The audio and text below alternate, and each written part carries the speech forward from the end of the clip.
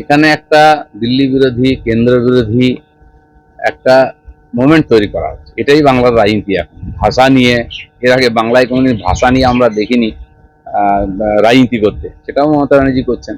সেনাকে বারে গালাগালি দেওয়া, সেনার জায়গায় জোর করে প্যান্ডেল বেঁধে রাখা 7 দিন ধরে, সেটা সেনা খুলতে এসছে তো তার সঙ্গে গিয়ে ঝগড়া করা।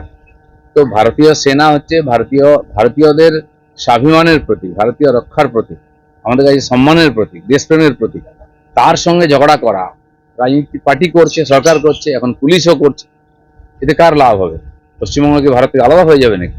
এই করতে গিয়ে টিএমসি এবং এখানকার সরকার ভারত বিরোধী হয়ে যাচ্ছে, দেশ বিরোধী হয়ে যাচ্ছে। ঠিকই বলেছেন উনি, যদি এখানে এরকম আইন শৃঙ্খলার সমস্যা হয়, দেশ বিরোধিতা হয়, চক্রান্ত হয়, রাষ্ট্রপতি শাসনও হবে, আর্মিও নামবে, বাংলাদেশের মতো পরিস্থিতি হয়ে যাবে। সেটা যাতে না হয় তার জন্য তারা নিজেদেরকে ঠিক রাখে। দেখুন, বিরোধিতা সহ্য করতে পারছে না টিএমসি সরকার, সমালোচনা সরকার সহ্য করতে পারছে না, প্রেস মিডিয়া থেকে বিরুদ্ধে বললে সহ্য করতে পারছে না। তো গায়ের জোরে এইরকম প্রতিহিংসা পরায়ণ হয়ে, স্বৈরাচারী হয়ে সরকার চালাবার যে চেষ্টা করছে, এটা হতে পারে না। বিধানসভায় বিধায়করা আন্দোলন করবেন, বিরোধিতা করবেন, তাদের এমপিরা পার্লামেন্টে করেন না, তো তাদের বারবার বহিষ্কার করে দিয়ে তো বিরোধী শূন্য হয় কিভাবে বিধানসভা চলতে পারে?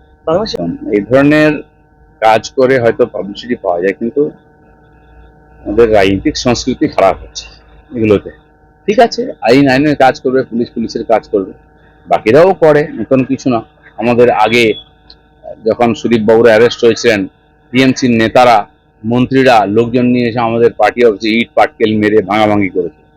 এ তো নতুন কিছু নয়, এই সংস্কৃতি আছেই বাংলায়, সে করেছে হয়তো, তার জন্য ঠিক আছে। আইন যদি মনে করে এটা ঠিক হয়নি, আইন ব্যবস্থা নেবে। ঠিকই, আমি জানি না কে যুক্তি দিয়েছে কি, কিন্তু এটা ঠিক যে যারা চাকরি পেয়েছে পরীক্ষা দিয়ে, এবং সেই সময়ের যে শিডিউল ছিল, যে ক্রাইটেরিয়া ছিল, সে অনুযায়ী পেয়েছে, তারা তাদের বিচার করা হচ্ছে।